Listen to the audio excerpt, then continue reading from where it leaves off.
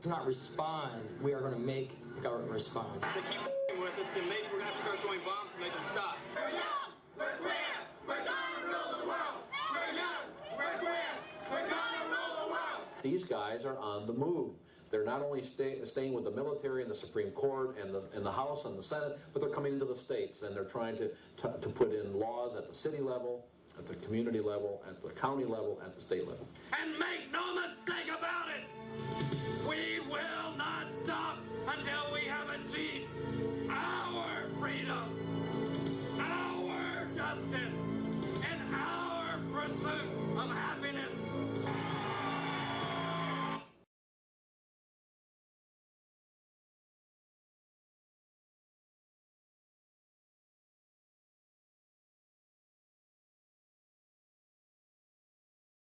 Say, now look, we want to understand this assault, and so in trying to understand the assault, I want to make this point because this is critical for us to understand. The number one objective of homosexuals, contrary to what they say, the number one objective of the white sex movement, anybody know what that is? To sexualize children. Want you to remember that, because the theme of this whole thing, we'll really see what all this white sex is about. And as we go through the whole process, we'll understand this is what they're trying to do. Wanted to just put this up here. This is from USA Today, Life, Section D, April 17, 2002. Sex between adults and children, always harmful, usually harmful, sometimes harmful, or rarely harmful.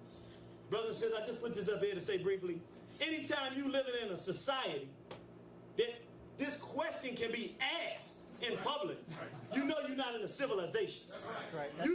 You already deeper in than you can possibly imagine.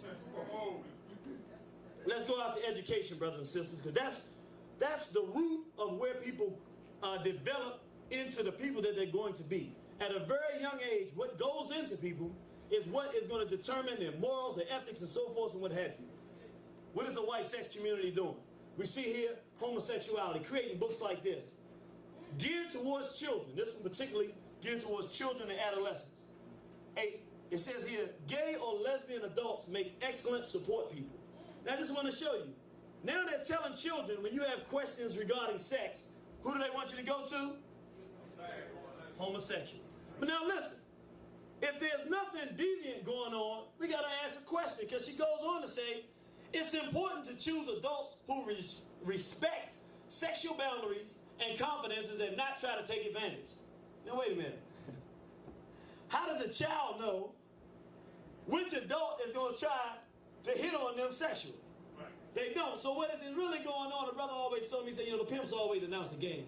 He said to his sister, no, I'm not going to put you out there to be working hard trying to make money for me so that you can disrespect yourself. He just told you the game. He going to put you on the street, put you on the block to make some money and disrespect yourself. But it gets much worse than that. Daddy's roommate, first grade and kindergarten, king and king. Heather has two mommies. Who's in the family? Throughout the libraries in the United States, throughout the school curriculums, they're introducing this to our children. But what I say the theme of this thing was, I can show you better than I can tell you. Give me something.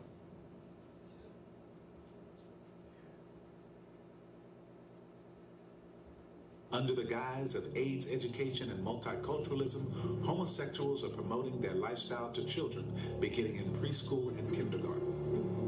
Books such as Heather Has Two Mommies and Daddy's Roommate are currently being used in many private and public schools and libraries without the knowledge of parents.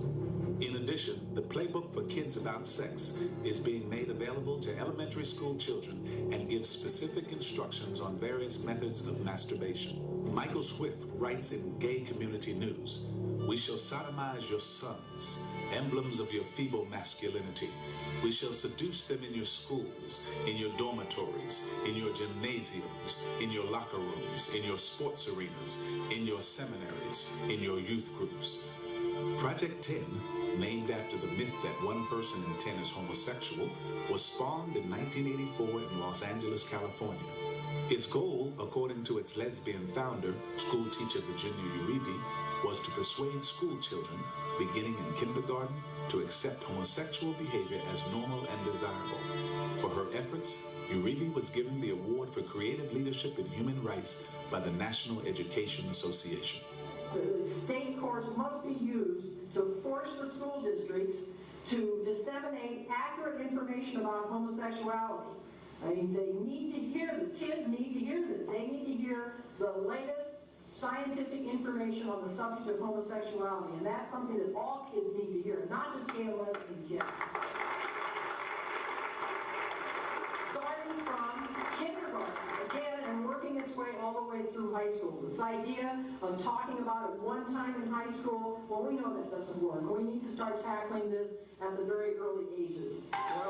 The voice of freedom forward beyond ourselves to the youth of today and to the generations of tomorrow.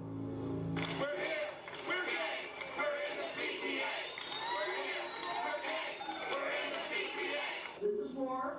As far as I'm concerned, there's no room for conscientious objectors. This is We've war. got to be involved in this war.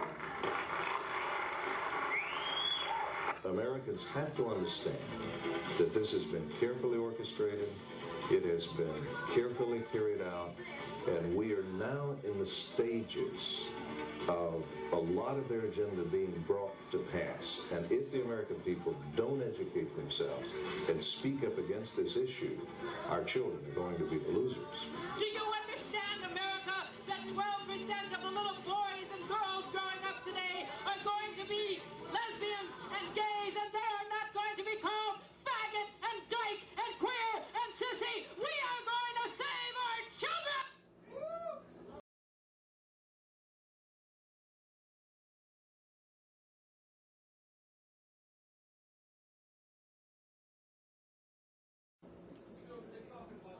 I mean, you know, hey, we said it, but I want to, you know, it speaks for itself. There's no reason for me to speak to that. But I do want to say one thing, brothers and sisters, very important about that. I want you to notice the aggression. Now let's think about this. If you choose to live a death style, we call it a death style because it cannot produce life. 2 females cannot produce life. 2 males cannot produce life. If it's your decision to choose that death style, you don't produce children from that death style. She said, we are going to save our children. Now, here's the question. Homosexuals don't produce children. So whose children are they coming for? Our children have now become their children. That's a declaration of war if I've ever heard one. Say, but it doesn't stop there. Let's go on. We're going to talk about economics. Aid grows to support gay college students. So now we see that they're using incentives to encourage youth that if you accept this lifestyle, we'll give you money and other incentives to do that. We see here the D.C. Police Gay and Lesbian Liaison Unit. Actual money is being diverted from the city's residents are primarily black, even to this point. Instead of being directed at protecting the black people and black communities, ridding crime, creating facilities where black youth can play and stay out of criminal activity, the money is going, they actually have special task force that learn how to be quote-unquote sensitive when they go into these white sex communities, because, you know, males be doing all kind of stuff with each other out in public, and if they came into a normal community and saw that, somebody would get arrested. So they have to become sensitive to this new death style that's being forced down, where money that should be going to us is once again be redirected out of our hands. Married couples can file taxes jointly. Look, I mean, they just they're literally taking the money and redirecting it all towards supporting this type of lifestyle. And I just want to say this is not a reparations lecture, but I do want to make this point, brothers and sisters. Don't ever have another debate with somebody over whether or not we're owed money. If you go to work for 2 weeks and you don't get paid, what you gonna do? You gonna start calling? Sister said she went straight on it. Yeah, in the street, you know, that's not getting paid is a real problem. But even in the system, our good, you know, educated person don't get no money. Oh, some calls will get made. Lawyers gonna be called. We don't know how to play that. Look, we did the work. We haven't been paid. It ain't a question of whether or not we owe. The question is, are we gonna get it? What kind of pressure do we need? What kind of money do we need? Are we in a condition to accept it right? We can have all those kind of discussions. But let's not debate nobody anymore about what we owe. We did it. We earned it. That's how the society works. Now, at some point, we need to get paid for it. Politics. Connecticut House votes to allow gay unions. Repeal the gay ban. Here's another article. Village mayor to keep his job. He molested a little young male in the church and admitted to it. Pleaded guilty. And they said, yeah, but we're going to still let him keep his mayorship. I thought a very interesting article. Mayor meets with gay activists. Mayor Anthony Williams, this is Washington, D.C., and other city officials held a summit meeting yesterday with members of the gay, lesbian, bisexual, and transgender community. Activists say their priorities for the day were youth outreach. Their object is what? Sexualizing children, business concerns, health, public safety, and making government work. Just a point of the fact, we look at, they're using this political thing. I mean, they're using their power politically. They got access to the mayor. Now, let me ask you something. As the black progressive community, do we have the type of power? Are we organized in the way that when we got a demand to be made, we call in the mayor come meet with us? It's a shame that this community of sexual deviance is more organized than we are, brothers and sisters. It's a shame. Let's go on talking about politics. Black feminism. Let me tell you what a black feminist is. A black feminist is a black woman who sees herself as having an ally with white females in a war against men, as opposed to a black woman who understands she has an ally with the black man in a war against racism and white supremacy. Feminism is the doorway to lesbianism and white sex. See, this sister went to Africa, and they have a region in Africa, it's in West Africa, I think it's Sierra Leone, where they had these things where they have an ancient custom. It's not an African custom, according to Dr. John Henry Clark, Grand Master. If he said it, I can repeat it. He said there are a lot of customs that were left behind by the Arabs who invaded and the Europeans that are not traditional African customs. But basically, they cut the women's clitoris down, they shave them down as a rites of passage for the women. So we can agree that we might think, you know what, that would cause health problems, we want something to stop. Let's talk about how it's supposed to be approached as opposed to how it is approached. When you take a feminist mentality, you go over to an African region, you don't know nobody there, nothing about the customs. You go directly to the women and start telling them what the men are doing to you is horrible. And now you're creating friction and starting a war between the men and the women. Now, when I went to school, I had a professor. She was a woman from Sierra Leone, and she told us, this whole thing is being handled wrong. People don't understand. We don't do it. We don't go through the ritual because the men make us. We go through because this is our custom into womanhood. And I said, you know what? See, when we got our minds right, we understand that we are a black family. We're not separate from one another. You don't go to no society and go to one element. You say, who's running the society? And you go sit down and you break bread. That's how we do it as African people. And we talk and we discuss. You say, you know what? We realize there's a cultural practice there. And this is what it's doing. You can be talking to a man, but guess what? If he's a black man running a society and you tell him with compassion and understanding and information that this is harming his women, guess what? Then he has to figure out, wow, this is a custom we've had for quite some time. What are we going to do to educate people to move out of this? And maybe you can get some change. You don't just go to one element. Everybody involved would like to see a successful change for the betterment of that community. That's not something you can do overnight. And the worst thing you can do is go in there and create a war. So I just want to heed the word for you, brothers and sisters. Get out, sisters in particular, get out of this thing called feminism. You do not have an ally in a white female. She's not your ally. She's a whore of the world. You're the queen of the planet Earth. Y'all ain't got nothing in common. I show this just like I said. Feminism is the doorway to what? Lesbianism. I want to show this little article here. And it plays out the same way everywhere. This is a village in Kenya. It says a place where women rule. All-female village in Kenya is a sign of burgeoning feminism across Africa. Basically, long story short, these sisters have been raped and thrown away by their society. And so they had to go fend for themselves. Now, I want people to understand, when Europeans come in and create the cycle of rape and what have you, our people don't have are not knowledgeable in many places. The idea of rape doesn't exist. The way it works is a woman saves her man for a man, saves herself for a man. They get married, they spend the rest of their lives together. The only way that they have any notion of a woman being outside of her marriage is that she chooses to do that. When rape comes in, it throws the whole equilibrium of the society off. So here these brothers doing the wrong thing, not protecting the sisters, but then throwing the sisters away. So now the sisters go, they have to fend for themselves, create a village. You know what happens when sisters get together, right?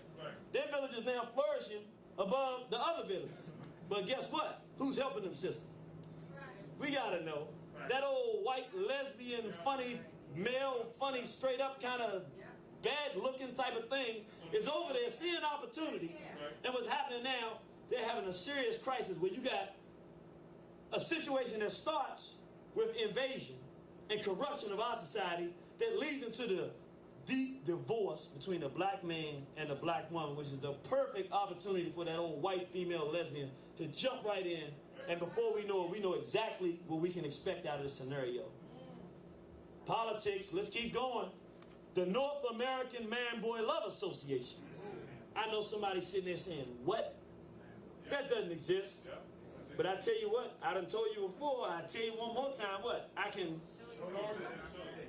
Let's see what this organization is about, brothers. Several years, I've come to feel that it's something I really shouldn't worry about. I should not have to feel I should help. It really upsets a lot of people. But I ascribe that to their being closed-minded. He has plenty of company. NAMBLA, the North American Man-Boy Love Association, believes society is sexophobic and just needs to change its attitude towards pedophiles. NAMBLA claims to have more than 1,000 members. They communicate through a magazine, national conferences, and secret chapter meetings. We spoke with NAMBLA because, unlike most child molesters, they were willing to openly discuss their behavior. Experts say the way they think and act is representative of most pedophiles. 2 members agreed to meet with us. What NAMBLA says is not merely okay, but positive is an intimate, nurturing, caring relationship between the generations. They don't consider their actions sexual abuse. They don't think they use superior physical or psychological power. Do you believe that you have never hurt a young person? That's quite absolutely correct. I'm too responsible and caring individual to do something like that. And how do you know for sure? How does anyone know in any relationship? I'd say it's impossible to come up with a description that fits all child molesters. Both men and women are capable of committing the crime. Some are attracted to only pre-adolescent girls or boys. Others prefer children who have reached puberty. The majority are sexually attracted to both children and adults. In fact, many are married. One thing child molesters have in common is they usually believe the young person initiated the sexual encounter. Remember that. You cannot give consent. That's the nut of it. Children can't give consent because they don't know what they're giving consent to. I would say in most cases they quite do. Certainly in light of the last couple of decades of life here in the United States, they would know that. Child molesters can be arrested for their actions, but being a pedophile and wanting to molest children is not a crime. There are certain needs you may have where you belong in prison or in some form of control if you can't prevent yourself from acting out on those needs. Now, we'll offer you treatment. We'll offer you ways of saying, look, maybe we can help you keep your hands off of little children. Leland, did you ever consider or think about treatment to change your arousal? If you felt, now, Rhonda, that you had been given a tremendous blessing from heaven above, something that livened your entire life, that colored it, that made it beautiful and wonderful, that made you want to be alive, that gave you a feeling that the universe is profoundly good, would you, in your wildest imagination, suppose that you would go to a therapist to cure you of feeling good, of feeling love?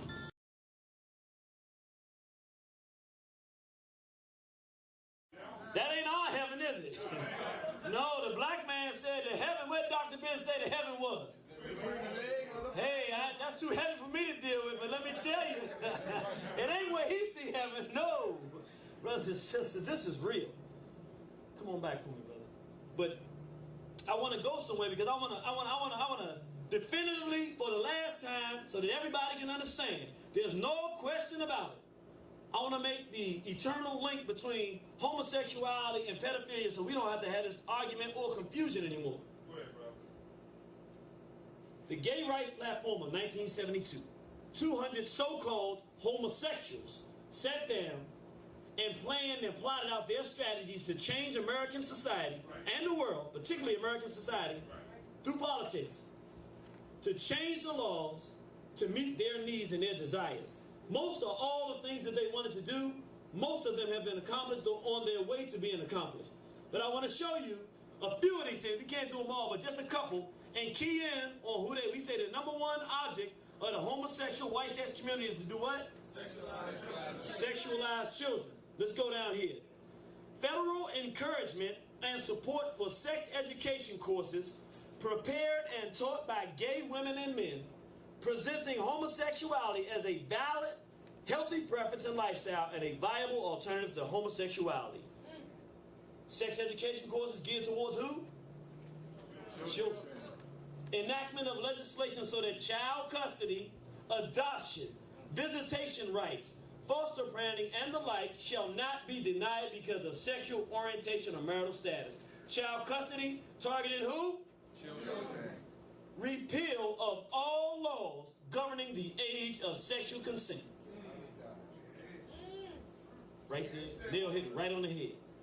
If you are a homosexual and this misbehavior you're in is you and somebody else in the privacy of your own home, why do you have as one of your objectives to get rid of all laws preventing adults to have sex with children? I would sit here and explain it, but you know what this is by now.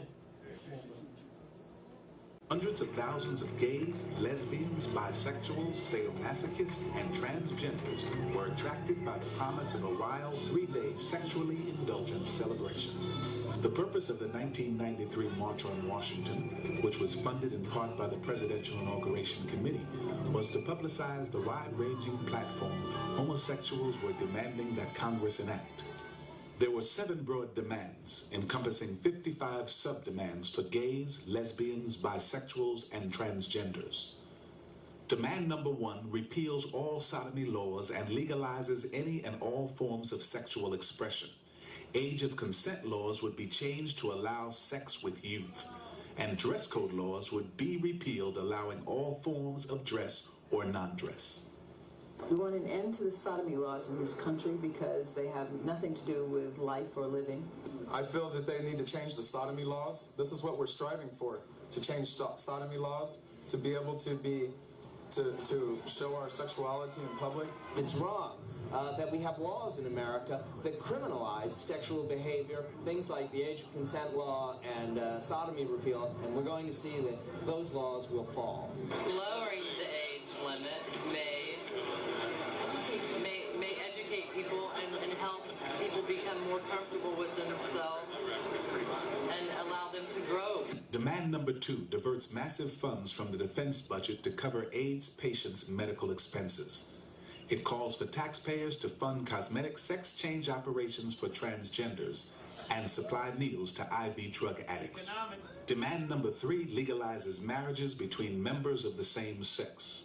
Legal adoption, custody, and foster care would also be allowed within these new homosexual family structures. We have marriages just as other people have marriages, and we want to have the same kind of benefits from the federal government. Demand number 4 requires full inclusion of lesbians, gays, bisexuals, and transgenders in education, childcare, and school counseling programs. Demand number 5 requires that contraceptives and unrestricted abortion services be made available to all people, regardless of age. Sexualized children. Demand number 6 provides taxpayer funding for artificial insemination of lesbians and bisexuals, and forbids religious-based concerns about homosexuality from being expressed. Number 7 requires organizations such as the Boy Scouts of America to accept homosexual scoutmen.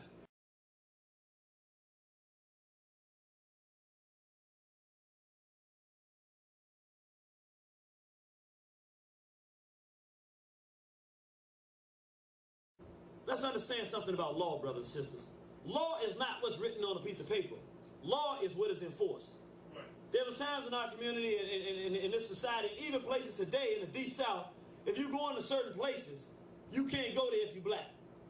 You know why? It's nothing written on a piece of paper because them whites there are not going to play and they're going to do something to you that you don't want done to you. They're going to harm you. That's because they enforce that. That's what law is. And so we got to understand what's happening now with the law is that this is the danger in this thing. they're illegalizing and outlawing our morality and ethics as black people. It's our moral, ethical position that a man should be with a woman should be with a man, and that's it. So when they start legalizing the adoption of little black children by homosexuals, now our belief that these two individuals, first of all, shouldn't even be together. We only didn't have the right, two adults of the same sex shouldn't even have the right to be together, much less have the right to take children. But they outlaw that. You don't have the legal right to do anything about that. So they create lawlessness in the sense that if you want to change things, they're forcing you in the direction either to change the law back or to go outside of the white law, which is established that said it's okay.